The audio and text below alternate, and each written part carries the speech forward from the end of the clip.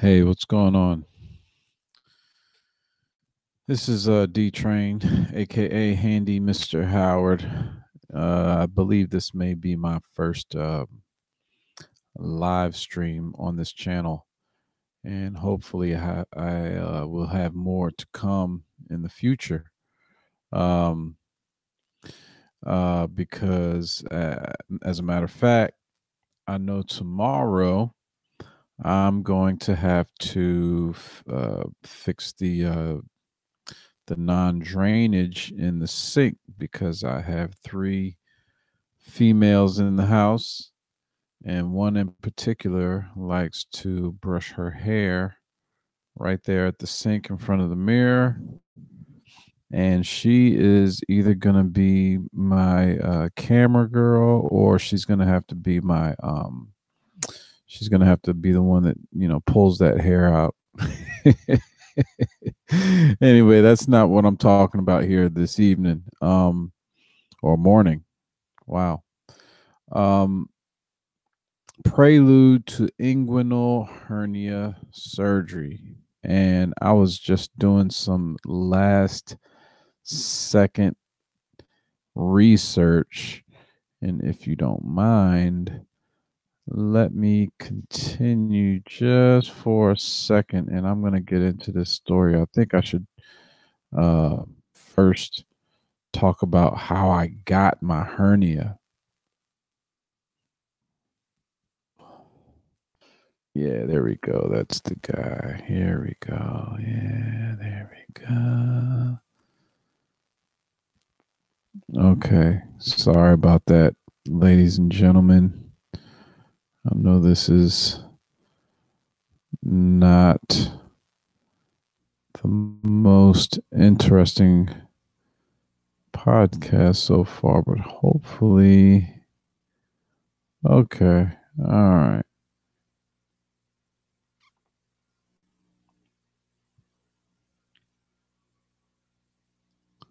Okay, so this is my doctor. Okay, Dr. Fessenden. Yeah, I just wanted to make sure I got the type of surgery he does correct. Basically, I got a laparoscopic surgery. They did three incisions. He did three incisions, one, two, and then one right near the navel. But this laparoscopic, yeah, it was just but he's a general surgeon, so he pretty much can do probably just about a whole bunch of stuff. Anyway, enough with all that. So how did I get it, man? When it happens, you know it happened, but you may not know exactly what happened. I remember exactly when it happened. I was it had to have been around 2006. I believe it was 2006 or 2005. I remember I was still doing mortgages. The office that I worked at was right across the street from the place that I worked out at, or I had just started going back to work out at. I think I was on like a visitor or something. But anyway, so I had just got back in. I had just gotten back into working out. This was like one of the first days. This might have been the first, second, or third time. This was going to be my abs day. So I started out, I warmed up. I, did everything, stretched, this, that, and the other. Homeboy went, got on the daggone incline bench with a 25, right? That's what I did. I got on it with a 25. I did that. That was a little bit too easy.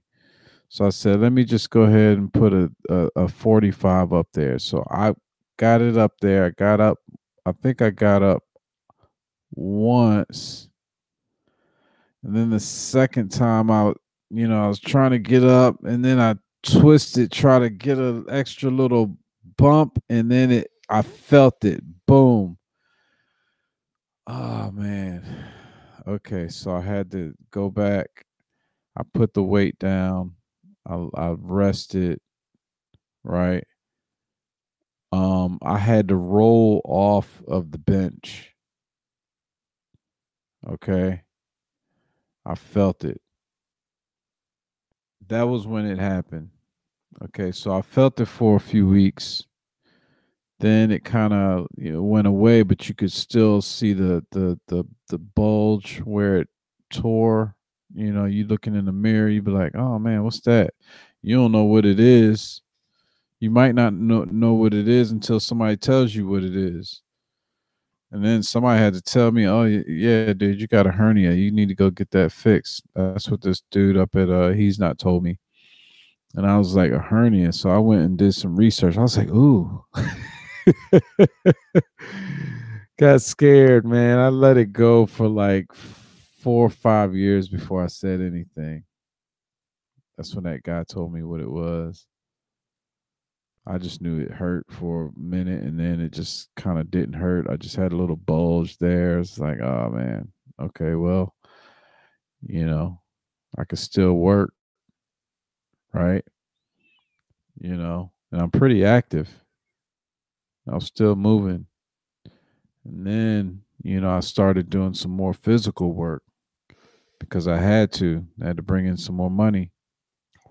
And then you start thinking, I'm like, goodness, man, that dude did say a couple years ago, this is like 5 years in. And then 2 years later, you start to, do more hard work. And then you start thinking, say, maybe I should get this fixed. What if something wraps around? Or, you start thinking all kinds of stuff, right? You know how it is. At the same time, man, it's like when you working, sometimes you got to take a break. You know what I mean? Let that thing go down. It's just a hindrance. It's like, oh man, all right, let me go sit down. I gotta sit down. Let me, it's gonna go down.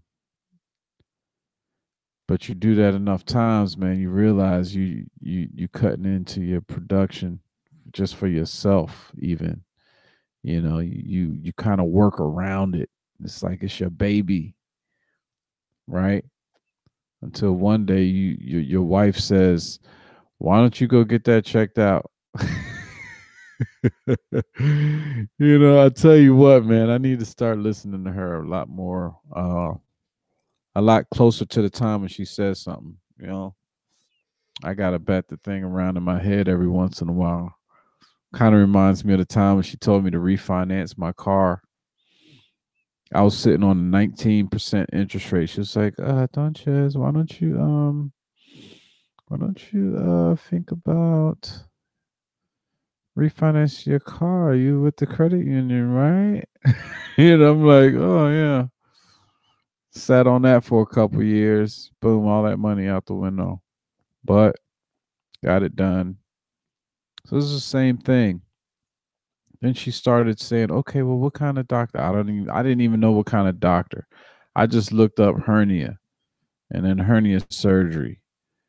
And then I started with my wife's um, insurance company. I went through them. Anthem, I think it was Blue Cross Anthem, something. I went through, they told me what to do. They said, go to the website, start searching. So I started searching, man. You can tell the difference, man. The difference is if you go into a hospital, you're going to pay a lot more money. If you go into an outpatient like surgery center, you're going to pay less money. That's what I was looking at. So I was like, all right, well, let me look over here. It was an easy decision. So I mean, because I figured, man, all these doctors went to medical school, and these dudes been doing it for a minute. I know just in some of the things that I do, the learning curve is like whoop, you know. So I'm hoping, I was just, hey, man, I'm not saying I was crossing my fingers. I did my research. I'm not going to front. You got to get into it. Just get into it. Start getting into it because the nervous part is getting into it, and that's when it becomes real. It's like, wow, I'm actually gonna let somebody knock me out and start cutting on me, and I won't know what's gonna happen. I know what you're thinking. You don't have to front, dude. You talking to D Train. D Train, look, look. I'm trying to tell you. Just get started. Just get started. That's how you know, and the people you who love you know that you're real. And let me tell you, it's not as bad as you think. Matter of fact, and with my experience, I'm so glad I got the surgery done. I'm so glad. I'm so more mobile. I mean, more productive. I'm able to help when I want to or when someone needs me to. Um, but that's where I started, and I was like, all right, so when you start looking through now, you may want to go to a hospital. I'm not sure. I don't know what the differences were are for different people. If it makes you feel more secure, if you feel like there.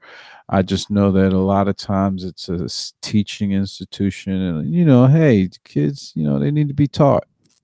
You know, but I also knew that when you go in, like the first time you go in, right, you pretty much interviewing the doctor. You may not want to use that doctor. Just so happens, I used the doctor that I talked to. I looked him up online. I was like, let me look at this dude. Let's see if he looked crazy. You know what I'm saying? I got there. He was a few years older than his picture, but I'm like, all right, well, that's a good thing. He didn't done a lot more of these, and that's some of the questions you want to ask him. Like how many of these do you do? How do you know how to do this? Hey, look, this is your body, man. Ask the questions. It'll make you feel better knowing that, and then you can go, so all right, well, let me, after I got my surgery done and after I finished healing, that's when I left a daggone comment that I had a good experience. I didn't want to just drop my, comment not knowing if my experience was good or not after I finished healing. Hell, I might still be healing. And that's the other thing.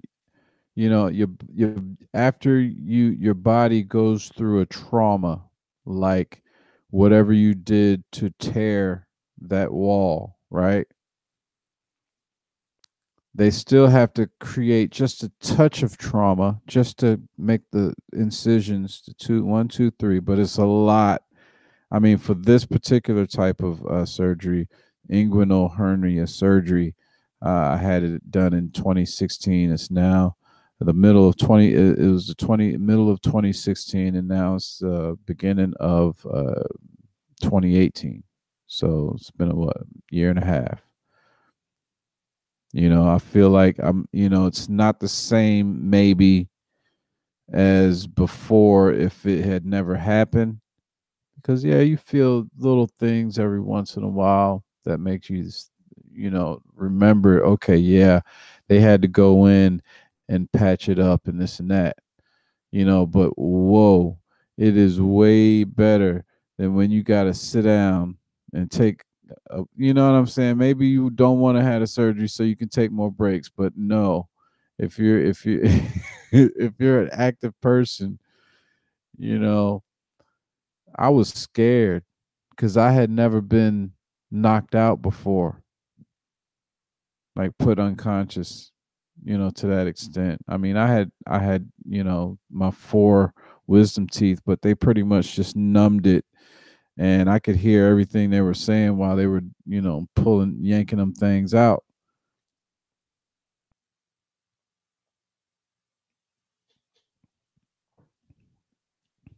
I remember when I smoked early on in, like, it was like right as I was quitting smoking, is when I had it. I remember smoking would even make it bulge out certain times. Sometimes when you eat, it'll make it bulge out a little bit. You know what I'm saying?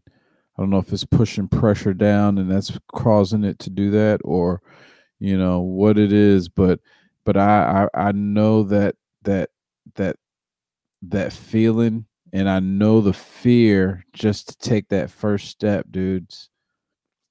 Dude, it's scary because it's like real. But let me tell you the worst part of it.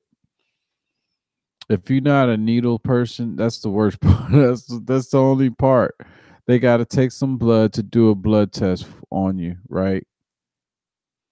That's the first. So they put the thing, the little butterfly thing in, and then they attach different attachments to it to take the blood out. So that's one prick, right? Okay, done. um they do your blood. They say, all right, let's schedule it. Boom, you schedule it. The other part that's not good is that when they got to put you under, they got to put the IV in. So they got to prick you one or two times.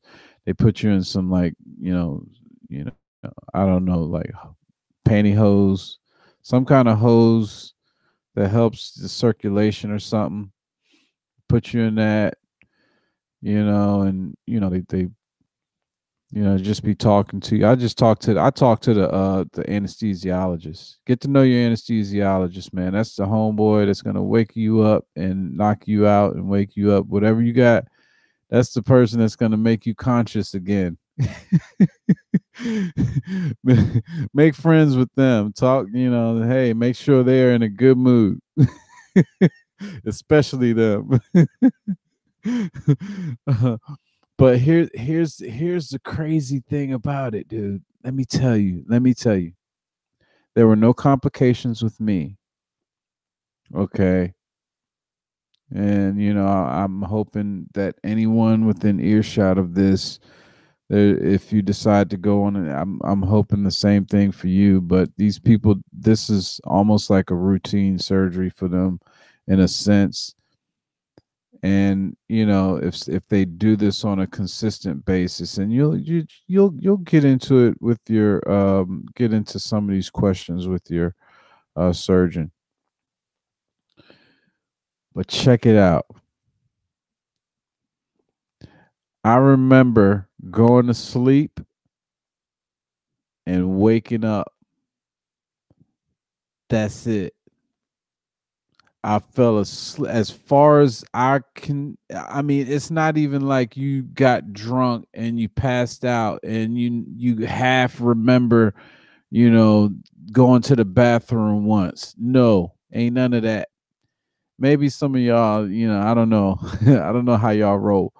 I don't know if you ever pass out and just don't remember anything until you wake up, and it's just like happens like that, like well rested, like you just waking up, but it happens like that. It's like you fall asleep, and the next thing you know, you waking up, and you look down and you got three incisions, hopefully. And you'd be like, and then they'd be talking about, oh, all right, well, yeah, thanks for coming. And then you'd be like, oh, is that it? Okay, who's driving my ass home? That's it. That was it with me. Hopefully that would be it with you. But that's the prelude. That's the prelude to inguinal hernia surgery. I got to do another one on the after surgery.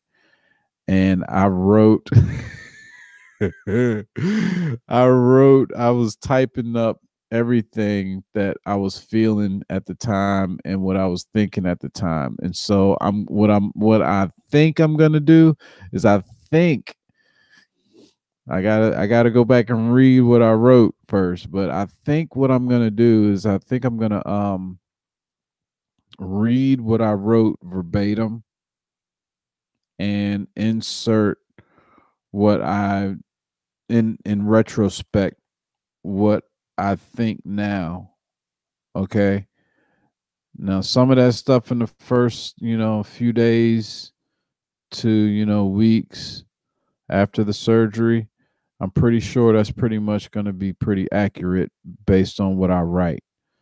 Um After about a few weeks, I stopped writing, and I can fill in the blanks on that based on where I am now. So hopefully, excuse me, hopefully you guys will tune in for that.